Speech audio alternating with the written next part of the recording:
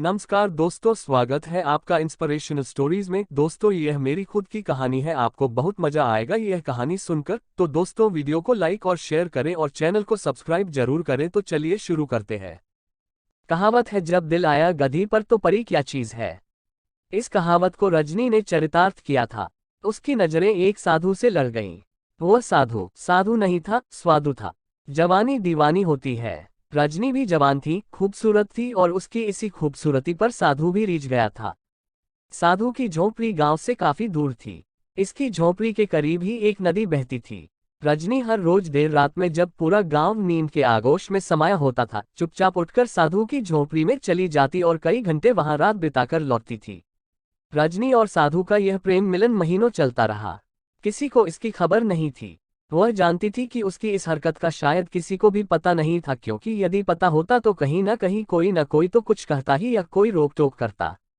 रजनी और साधु की यह रासलीला चलती रही। वह गांव में भिक्षा मांगने आता ही था। अगर कुछ कहना होता तो वहीं पर कह जाता। उसका खाना वह स्वयं ले जाया करती थी। उसे स्वयं हाथों से खिलाती भी थी। रजनी तो साधु के मोहपाश में बंधी हुई थी, लेकिन उसके घरवालों ने उसकी शादी तय कर दी। हो सकता है कि उन्हें रजनी और साधु के मिलन पर शक हो गया हो या किसी ने उनसे शिकायत कर दी हो। उस साधु से रजनी का पिन छुड़ाने का और कोई तरीका नहीं था। यह सबसे अच्छा तरीका था कि विवाह होने के बाद वह अपनी ससुराल चली जाएगा और उनका मिलन बंद हो जाएगा। रजनी की शादी हो गई। 2-4 दिन बाद जब वह अपनी ससुराल से वापस आई तो साधु के पास गई। साधु ने रजनी के कई झापड़ लगाए और काफी बुरा भला भी कहा। उस कामी साधु ने यहाँ तक कहा कि अपने पति को छोड़कर क्यों नहीं आ गई। जैसे तैसे रजनी ने अपने प्रेमी को खुश किया। मर्द प्रिय चरित्र के आगे तो माथ ही खा जाता है, सो वह भी खा गया। रजनी का फिर वही क्रम चालू हो गया। कुछ दिनों बाद उसकी ससुराल से उसका पति उसे विदा कराने आ गया। उसके पति राकेश के साथ उसके परिवार के और लोग भी थे। एक दो शायद उसके मित्र भी थे। रात्रि में काफी देर तक खाने पीने का क्रम चलता रहा। रजनी को रात में 12 बजे के बाद समय मिला। तब वह अपने प्रेमी का खाना लेकर चल दी। जब वह घर से बाहर जा रही थी उस समय उसका पति राकेश जाग रहा था। उसने जब किसी को अर्धरात्रि के समय में जाते देखा तो उसे आश्चर्य हुआ और वह भी उठकर उसके पीछे पीछे चल दिया। रजनी काफी तेज चाल चलती हुई उस साधु की झोपड़ी पर पहुंची। रजनी ने खाना रख दिया। तू अब तक कहाँ थी? मैं भूखा मर रहा हूँ। तेरी राह देखते देखते मेरी आंखें भी पथरा गईं। देर हो जाने की वजह से साधु रजनी को तेज स्वर में डांटने लगा। शंकर, रजनी ने कहा, आज मेरी ससुराल वाले मुझे लिवाने आए हैं, इसी वजह से देर हो गई है। साधु ने उसके 2-3 झापड़ और रसीद किए और कहा, तू तो चली जाएगी, उसके बाद मेरा क्या होगा? शंकर, बोल क्या बात है? उसने कहा, मेरे अंदर ज्वाला धधक रही है। तुम फिक्र क्यों कर रहे हो शंकर? रजनी ने कहा, मैं जल्दी ही वापस आ जाऊंगी। तुम कल मत जाना। शंकर ने कहा, परसों चली जाना। तुम्हारे बिना मैं कैसे रहूंगा?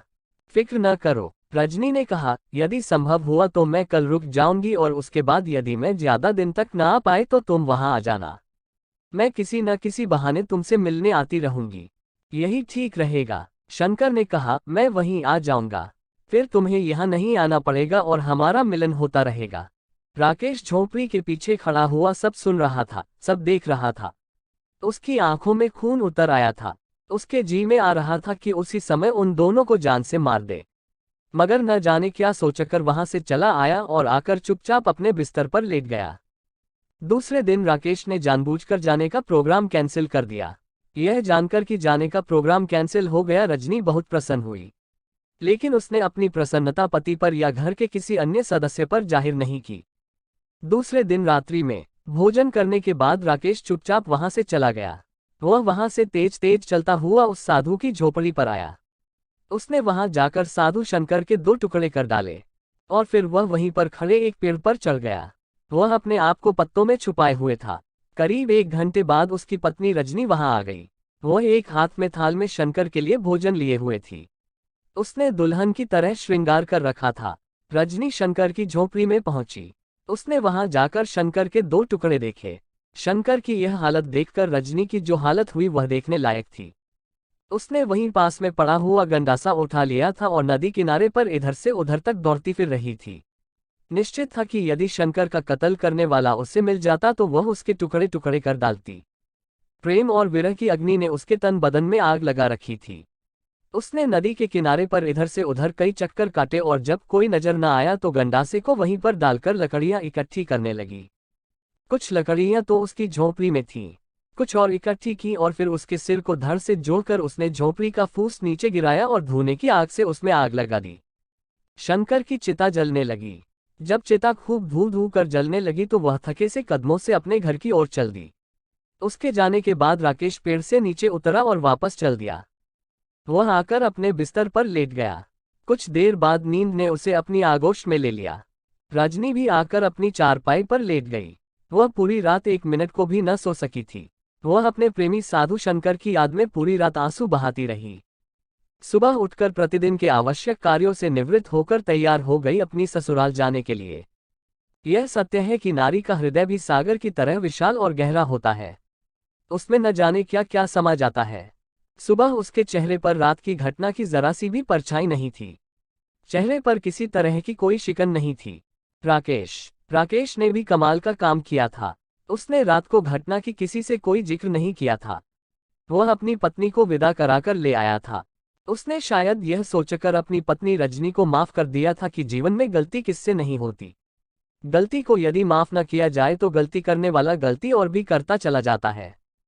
शायद राकेश ने रजनी को इसलिए भी माफ कर दिया होगा क्योंकि उसने उसका काम ही तमाम कर दिया था और अब पत्नी द्वारा किसी भी तरह की हरकत करने का कोई चांस नहीं था। मैना, हाँ तोते, देख लिया मर्द कितने दरियादिल और क्षमा करने वाले होते हैं। उसने उस औरत को भी माफ कर दिया जिसे उसने गैर की बाहों में देख लिया था, जिसे वह जानता था कि वह बदचलन है। माफ कर दिया तो क्या हुआ? मैना ने कहा, उसने तो उसके प्रेमी को जान से मार दिया था। खैर, तोता बोला, राकेश रजनी को अपने घर ले आया। वह उससे उसी तरह ही ईमानदारी से प्यार करता रहा जैसे कि लोग अपनी पत्नियों को प्यार करते हैं। काफी समय बीत गया। उनके मध्य किसी किस्म की कोई बात नहीं हुई। वे दोनों ही अपनी अपनी ड्यूटी निभाते रहे।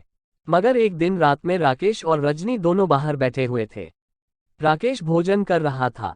राकेश ने रजनी को संबोधित करते हुए कहा, रजनी, जरा एक गिलास पानी ले आना। अंदर कैसे जाऊं, डर लगता है। उसकी बात सुनकर राकेश को हंसी आ गई। क्या बात है? रजनी ने कहा, तुम हंस क्यों रहे हो? हंसी इस बात पर आ रही है। राकेश ने कहा, तुम्हें अंदर घर में से गिलास लाते हुए डर लग रहा है और उस समय डर नहीं लग रहा था जब तुम आधी रात को शंकर की लाश के लिए नदी किनारे लकड़ियां चुराती फिर रही थी।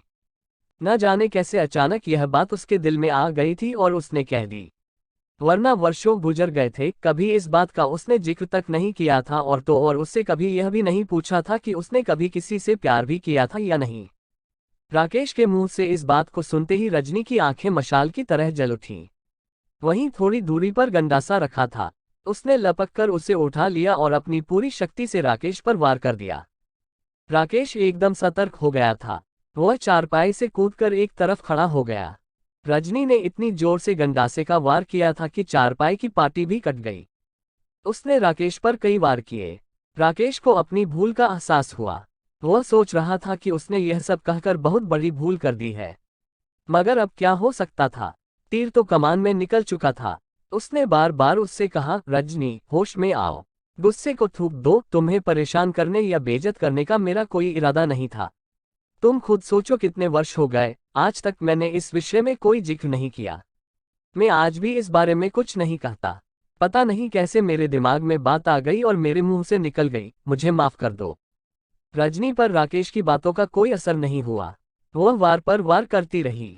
रजनी की आंखों में वैसा ही खून उतर आया था जैसा साधु शंकर की 2 टुकड़े हुई लाश को देखकर उतरा था। राकेश ने आज वक्त की राख में दबी चिंगारी को हवा दे डाली थी। उसी वजह से उसके हाथों में गंडासा आ गया था और वही दृश्य उपस्थित हो गया था। इसी बीच काफी समय गुजर गया। राकेश को ऐसा लगने लगा था कि रजनी उसे जिंदा नहीं छोड़ेगी। कई पलों के बाद उसने गंडासा अपनी ही गर्दन में मार लिया। उसने अपनी गर्दन को धड़ से अलग कर लिया। वह मर गई थी। राकेश अपनी भूल पर अफसोस कर रहा था। उसे बार बार अपनी गलती का एहसास हो रहा था। जो होना था वह तो हो गया था। उसका कोई इलाज तो था नहीं। एक तरह से यह कहा जा सकता था कि उसका घर बर्बाद हो गया था, जिसका जिम्मेवार वह स्वयं है। बातों ही बातों में उसकी पत्नी का अंत हो गया था।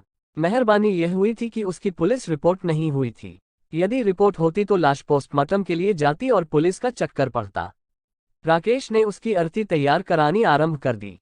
क्रियाकर्म के कुछ आवश्यक कार्य पूर्ण करने के बाद रजनी के मृत शरीर को अग्नि के हवाले कर दिया गया। मैना, हाँ तोते, देख लिया मर्दों को, तोते ने कहा, आदमी कितने दरियादिल होते हैं। राकेश ने रजनी की भूल को उस समय माफ कर दिया था जब उसने उसे उस दशा में देखा था जिस दशा में देखने के बाद कोई भी मर्द किसी भी हालत में उसे जिंदा नहीं छोड़ता। लेकिन उसने आज भी उसे माफ कर दिया था, लेकिन वह नहीं मानी और उसने अपनी जीवन लीला समाप्त कर ली।